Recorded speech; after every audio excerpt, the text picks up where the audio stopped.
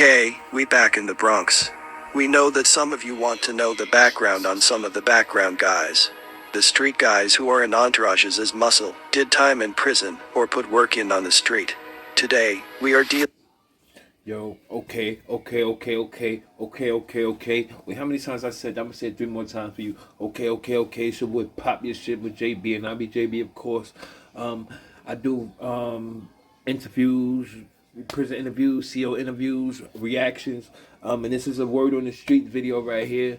If you're not subscribed, go check out your boy Word on the Streets. He got that fire. I'm about to do this reaction video, Bronx Gang Wars, the story. Oh, come on, Balla, and the sixth world, and the sixth. Wow, I'm sorry. Yeah, about to do this video right now. Shout out to, like I said, shout out to Word on the Street. Please like, share, and subscribe. If you're not subscribed, please hit the subscribe button. On the road to 1,000, trying to get monetized. Like I said, on the road to 1,000. It's a blizzard out there. Hope everybody's staying warm, staying safe. Roads are closed, streets are closed, so just try to stay safe. Back to the video. Gang wars. Dealing with one man who has recently made headlines, Keemi Balla. Police say 39-year-old Asia Moni Kelly and 37-year-old Keemi Joseph are now facing drug and theft charges. Put it in the comment section! You might have heard of Keemi, might not have. Besides the headlines, he was seen moving around with Star Brim. After the whole 5'9" Brim indictment, Star Brim had dropped the brim off and was moving around with Keemi Balla. Keemi Balla is a well-known member of the Mac Ballers. Due to his connection to Star Brim, I think I heard of somebody named Keemi Balla. That's what I was saying, Keemi. I didn't want to say the name wrong. So I'm like, wait.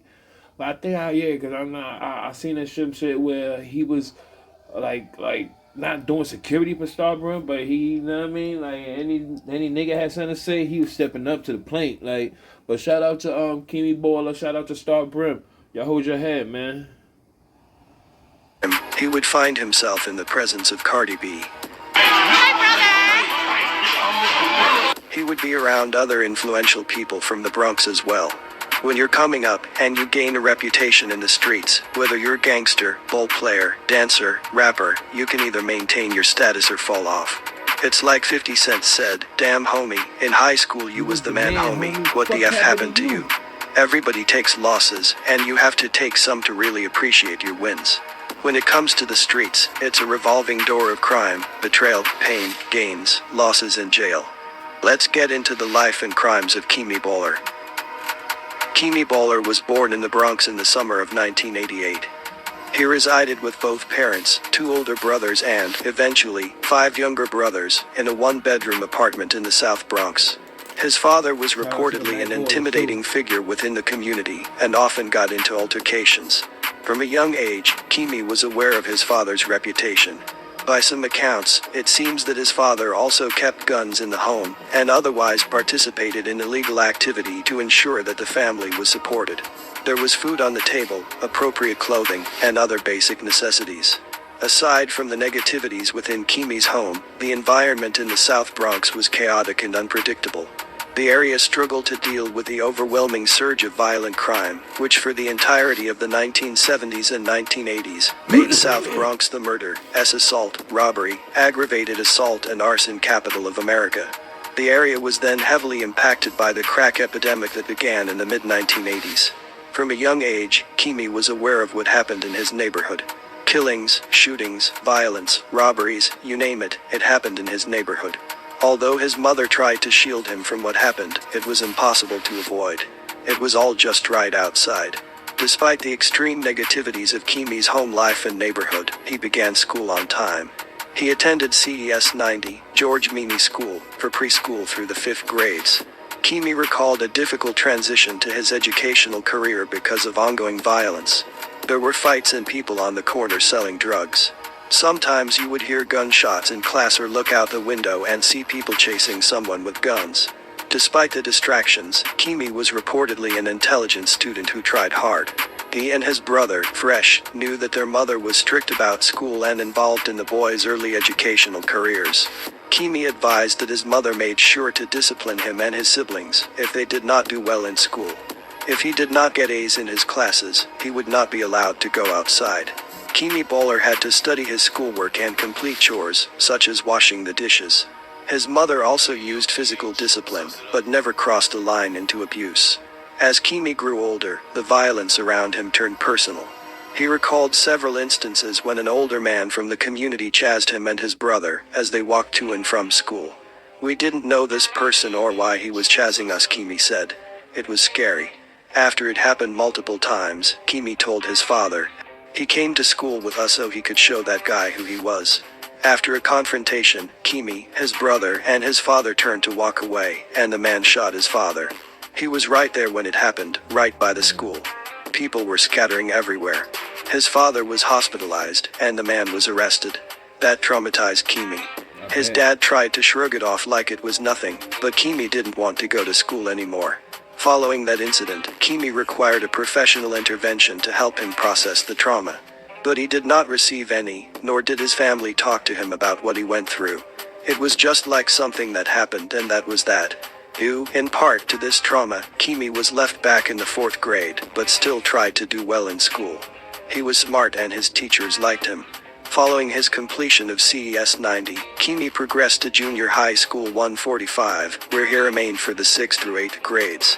On January 4th, 2000, when Yeah, see, back in the days, I'm an 80s baby, man. When I was coming out, they leave you back for anything. Like, you know what I mean? Like, you got left back for anything. You had a speech problem, like, whatever. Like, I had a speech problem, niggas threw me in special ed. Like, what type of crazy shit is that? Like, you know what I mean? They didn't even know what the speech problem was. Like, they thought the nigga was slow and shit, because I couldn't pronounce certain words and shit like that. So they put me in special ed, you know what I mean? Like, and then that make a nigga, like, don't want to go to school and shit like that. He hollered and shit, like, you know what I mean? Like you supposed to be in class and you the last nigga to go to class because you waiting for everybody else to go to class so you could go in your class because you don't want to see niggas, you don't want to see, like, you on a whole nother floor and shit, so, you know what I mean? You don't want niggas to see you go upstairs to your floor and shit, so you waiting and shit, you getting in trouble and shit, just a whole bunch of bullshit, man. Like, see, school systems is crazy, man, but back to the video. Keemi was 11 years old and a student at 145. His father died of complications from diabetes. Everything started to fall apart. Without his father's financial contribution, the family immensely struggled to make ends meet. Suddenly, there was no money for food, bills, or clothing. His mom's obtained low-wage work at a local McDonald's restaurant, but her meager earnings were far too insufficient to provide for 8 boys, all of whom were 13 years old or younger. The 3 oldest brothers, including Keemi, made it their responsibility to ensure that the family stayed afloat. As his older brothers entangled themselves with a drug culture that permeated the community, Keemi, as an 11-year-old, focused on his other siblings. Despite the pressure Keemi put on himself to ensure that his younger brothers succeeded, he had no one to proactively guide him through his later formative years. As he looked toward to older siblings, Keemi only became more aware of the suffering that surrounded him in his neighborhood. He saw violence and other things that made him paranoid. He was always looking around, trying to see everyone and everything around him. He once saw a dead body, shot in the head with brains in front him. He was only 13 years old. To help protect himself, Keemi often took different routes to school to avoid potential violence. However, Keemi was a big deal at 145. He was influential and had a thing about him. He wasn't soft, and he had the school on lock. If you know, you know. At age 14, Keemi's deepest fears were realized when he was shot at by unknown individuals. That was the first time, but it wasn't the last time. People shoot just because of where he lived. Turf wars between neighborhoods was common. Keemi's South Bronx community and other neighborhoods lacked a positive relationship with the police. They were taught from a very young age that police were not there to help them. There was a lot of police harassing people just for being outside. Everyone was a target. His mother once filed a complaint against the police when one of the siblings was excessively accosted by police. From then on, police stopped them even more. Keemi attended William Howard Taft High School beginning in the 9th grade in approximately 2003. The school was long one of the most troubled schools in the city, and was slated to be closed around the time Keemi enrolled. The school's troubling past and lingering uncontrollable violence was palpable. People were being robbed for their jackets or anything else they had. No one was immune to the violence of the school and surrounding neighborhood. Not sure, but this is where he probably got acquainted with guys like J. Mackey's. No funny shit. Like in Brooklyn or New York, that was in every area because I'm from Brooklyn. You know what I mean? Like, and same shit with me. Like ninth grade, niggas getting robbed for your jackets. You know what I mean? Niggas getting cut. The Bloods out here cutting people and shit. The Crips going crazy. You know what I mean? Like, so you already know. Like I 2000, I experienced the same shit. So you know what I mean? Like. It's just unfortunate that, you know what I mean, we got to go through that shit, but you know what I mean, he was a strong man. I'm sure he knew what he was doing. He knew how to move. You ain't always got to, you know what I mean, like I said, I never been to prison. I've been to jail a whole bunch of times, man, so I could understand, but I was one of those people, again, like I said, that you could tell me a story and I could be like, oh, I ain't got to go that way. You know what I mean? I could go the other way. I could listen to your story and know, oh, I'm not supposed to do that. You know what I mean? That's not what you're supposed to be doing. So, but yeah, you know what I mean? Each path is everybody. You know what I mean? You got to learn how you learn. It is what it is. You know what I mean? J. Mackey was very influential on the dance scene. There was a resurgence in young people dancing and getting light, similar to the B-boy days. He was a pioneer of that. The two might have been cool before that, but Taft was known to be one of the hubs for the dance scene. Word on the street, Keemi had already chosen the life of the street, basically by default. He was gaining reputation and became one of the spokespeople for his block, 6 Wild. 6 Wild is based on Finley Avenue on 166th Street, and they notoriously beefed with the 280 Crips. Word on the street, the crews were once linked, with 280 being the underdogs, and eventually defecting from whatever alliance they had. Not sure if this was before 280 were Crips or while they were Crips. There would also have beef with Clay Avenue and the Morris Avenue Gunners, a set of the YGs. However, we know that Keemi and Mighty were cool, with Mighty being one of the founders of the YGs. Paparazzi Poe, another founder of the YGs, once said that he actually grew up on 6 Wild. Some of the gang members at the top mingle or have ties, so it's the younger generation running around bugging. Then there are different politics on the street than in jail. We will get into the beefs as we go on in the video. As for Keemi, he was knee-deep in the shenanigans at this point, and he would have his first real brush with the law. In February of 2005, a 5-year-old Bronx girl narrowly escaped tragedy after being struck in the face by a stray bullet when she and her father walked into a burst of gunfire on a busy neighborhood street. She was holding hands with her father as they headed home from a supermarket around 5 p.m. when shots rang out on Morris Avenue between East 169th and East 170th Streets. The gunfire erupted outside the Bible Church of Christ at 1358 Morris Avenue, as two groups of young men began shouting at each other, before at least 6 shots were fired. When I turned the corner I heard 6 shots, the father recalled. She started to clutch her cheek and say, "Ow, ow." Natalie had been struck by a single bullet on the lower left side of her chin. According to police, the bullet ricocheted off the sidewalk before hitting her left cheek, a twist of fate that likely spared her life. If the shooter was off by a couple of inches, this girl's injuries could have been a lot worse, a police source said. Dad said his daughter tried to comfort him even as she was bleeding. I got more nervous than her, he said. I was thinking the worst, that the bullet had gone inside. She tried to calm me down.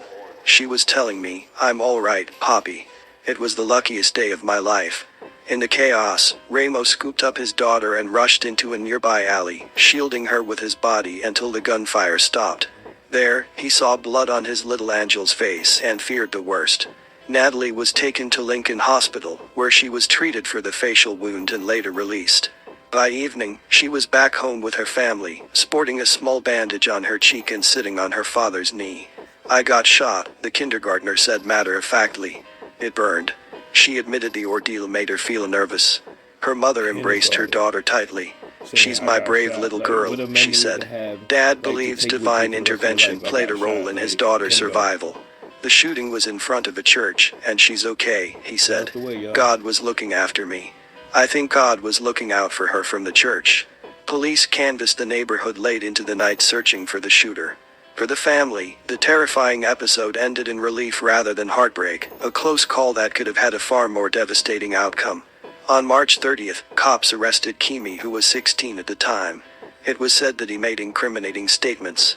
This case was solved by good old-fashioned police work, a source said. Keemi admitted he fired the round that grazed a little girl. He was charged with assault, reckless endangerment and weapons possession. He later pled guilty to criminal possession of a weapon in the second degree. After being adjudicated a youthful offender, he was sentenced on May 4, 2005, to an incarceratory term of 16 months to 4 years. Although still only 16 years old, Keemi was sent to an adult prison. There was ongoing violence, stabbings, cutting, riots. They happened every day. If you weren't fighting, you're a target. You had to fight for everything, the phones, commissary, to sit in a chair, even for cereal. He learned that lesson the hard way. As one of the youngest individuals in the maximum security facility, Keemi was a target and was cut in his face. Anything can happen in the snap of a finger. The minute you let your guard down, you're going to get got. As a result of the aggressive and unpredictable environment, Keemi's hypervigilance and paranoia of those around him only grew. However, he completed several programs within the prison, including educational courses, vocational training, and anger management. In March 2009, at age 20, Keemi was released from prison and returned to the South Bronx. So much changed, and not for the better. It was more like a war zone, shootings every day. Word on the street, Keemi and his brother Fresh contributed to the crime. Around 2011, a video would drop titled F280, 6 Wild Up. It featured Keemi and other members of 6 Wild. On August 24, 2011, Keemi and a friend, Eli, were arrested and charged with 2 counts of criminal possession of a weapon in the second degree. Allegedly, the arresting officers approached somebody at 2007 Infinity and observed Eli sitting in the rear passenger seat and Keemi in the front passenger seat. The arresting officers then observed a loaded .380 caliber semi-automatic on the rear center armrest, next to where defendant Eli was seated. Upon further investigation, the officers discovered a second loaded .380 caliber semi-automatic inside the trunk. The CRS owner, Addo, then approached the vehicle and stated to the officers, "This is my car." Addo further stated that earlier in the evening, he observed Eli with a gun, and watched Keemi place his belongings in the trunk. When the officer said it was a black gun in the trunk, I already knew it was his because I have seen him with it before. Not sure what came of the situation, however, around this time, Keemi's brother Fresh was shot while walking in the community. He reported that he was caught in the crossfires. The incident only further normalized violence within Keemi's life, and, the following year in 2012, Keemi was shot. Keemi walked into Bronx, Lebanon hospital with a single gunshot to the left buttock.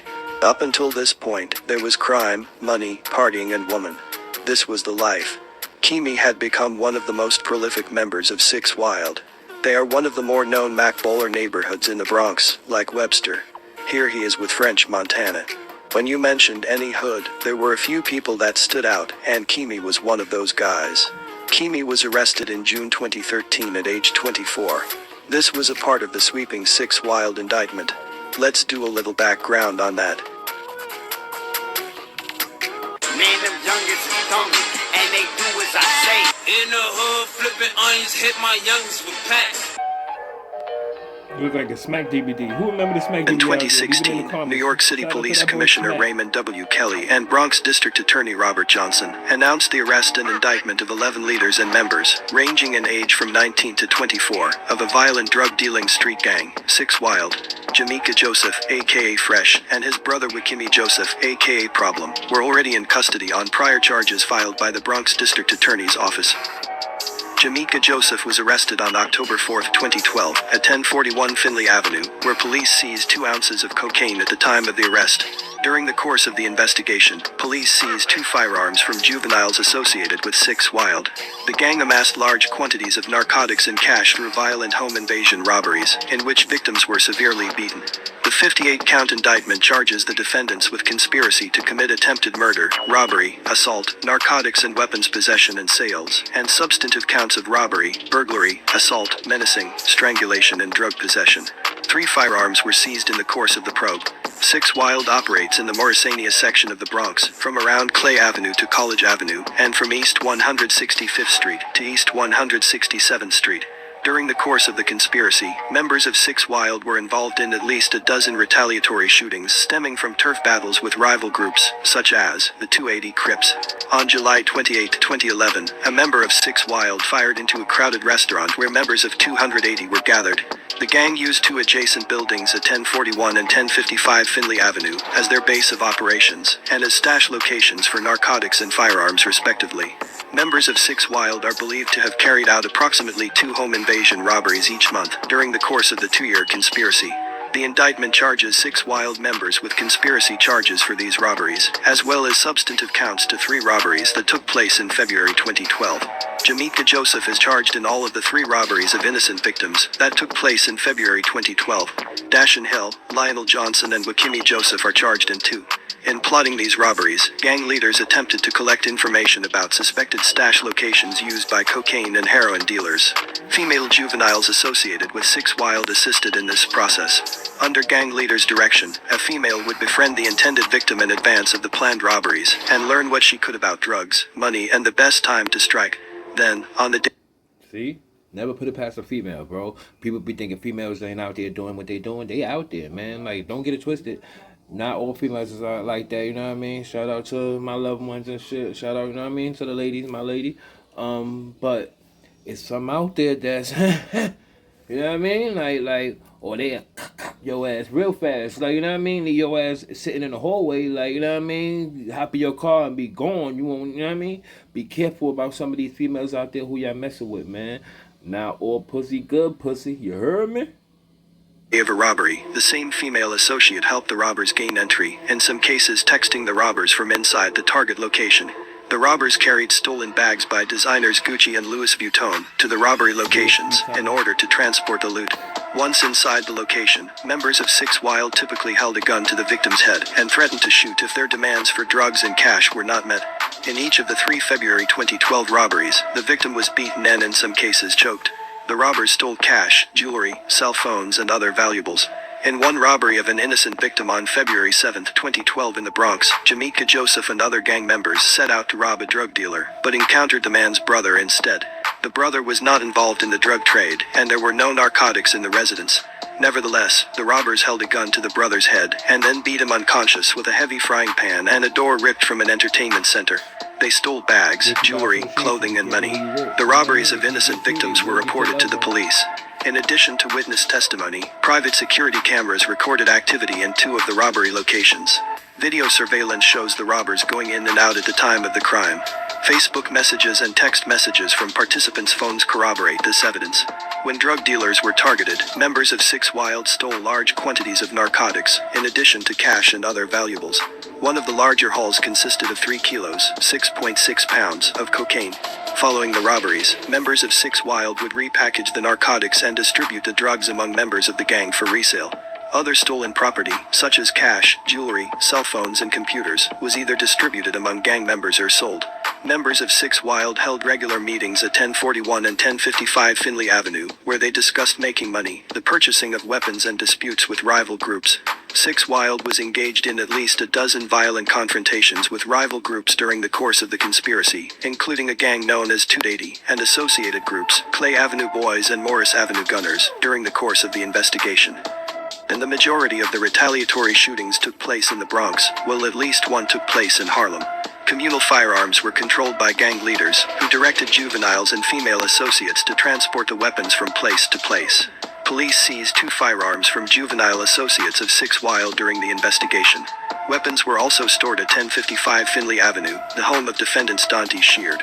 During the investigation, police learned of a drive-by shooting at this location. Jamaica Joseph was shot on or around the same day as this drive-by shooting. Code words for criminal activity included terms such as grip, Glock, tool, and bike for firearm, and krills, grams, yams, and grizz for narcotics. In 2015, the police had arrested more members of the gang in the Bronx in an overnight takedown, following a 6-month-long investigation by the NYPD gang unit.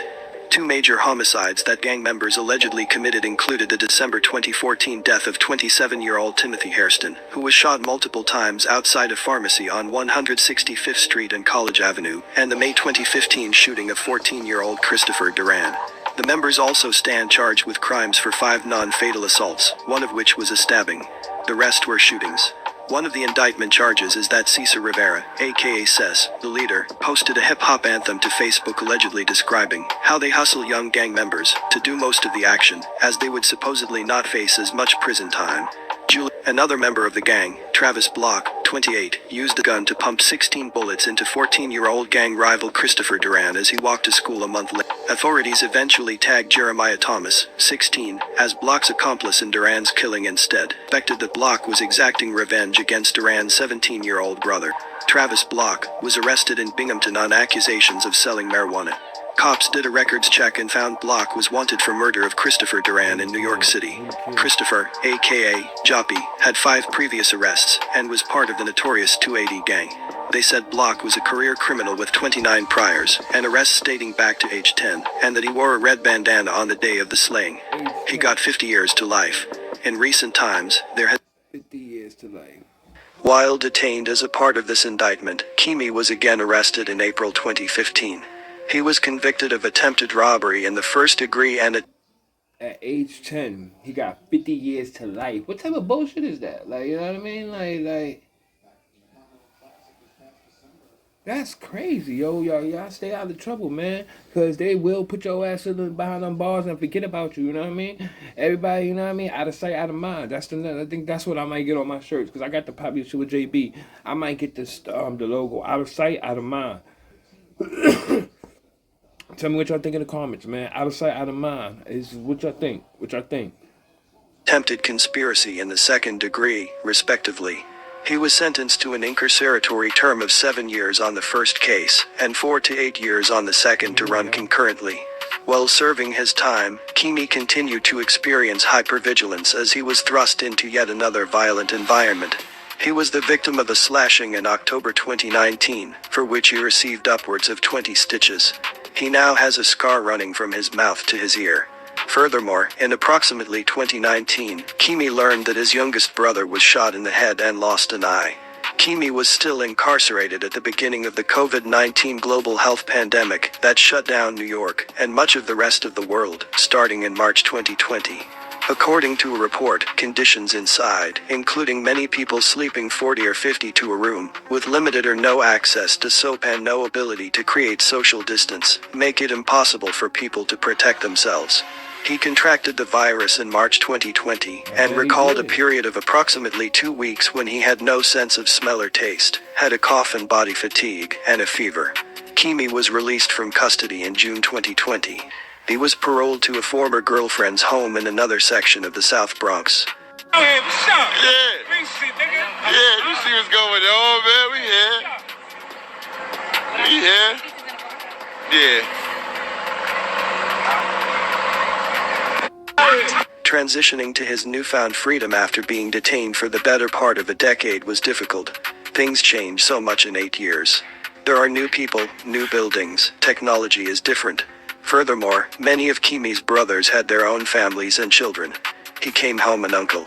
Seeing the change in his brother who was shot was a difficult reality for Keemi. It really hit him after he came home.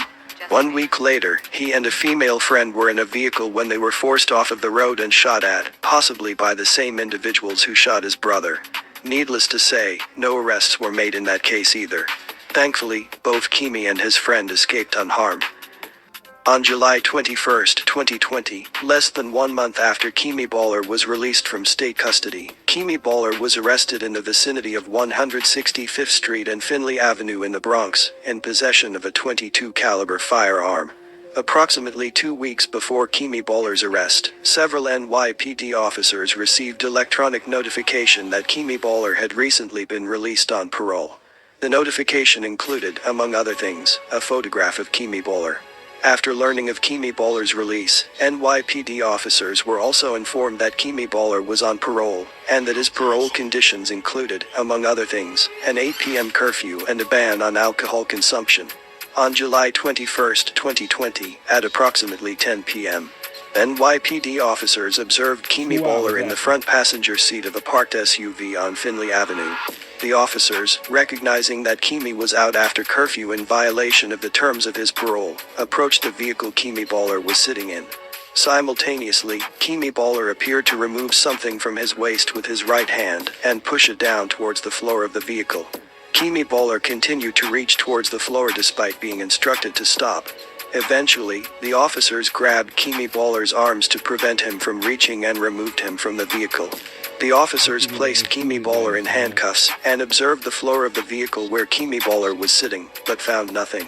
One of the officers noticed, however, that Keemi Balla appeared to be slouching towards his right side. Another officer checked Keemi Balla's right side and observed the firearm sticking out of Keemi Balla's right shoe. The officers removed the firearm from Keemi Balla's person and placed him under arrest. On or about July 22, 2020, Keemi Balla was charged by complaint with a single count of being a felon in possession of a firearm. On or about August 18, 2020, Keemi Balla was charged in a single count indictment with the same offense.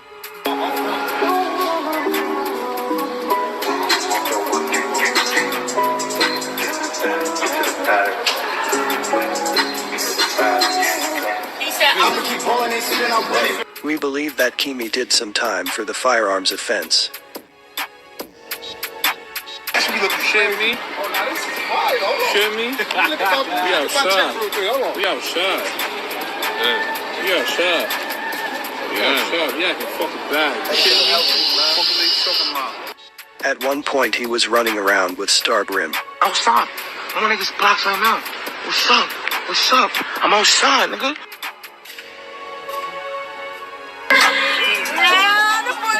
Shit moving. That shit crazy. Hey, yo, Snow. Hold on, Snow. Hold on. That's how the bed be rocking. Yes, sir. How you doing? Don't stop. Don't stop. It's okay. It's love. It's love. You good. You good. It's beautiful, though. And now we see him in this situation. Hackensack police confiscate over $770,000 worth of stolen treasury checks, 100 bags of cocaine, and over $15,000 in cash. This after raiding a luxury apartment. Police say 39-year-old Asia Moni Kelly and 37-year-old Keemi Joseph are now facing drug and theft charges. Officers also discovered stolen credit cards and a fake driver's license inside their shared apartment. Joseph was also wanted on 3 outstanding warrants, including for forgery out of Massachusetts. Word on. Yo, man, that's another one, yo.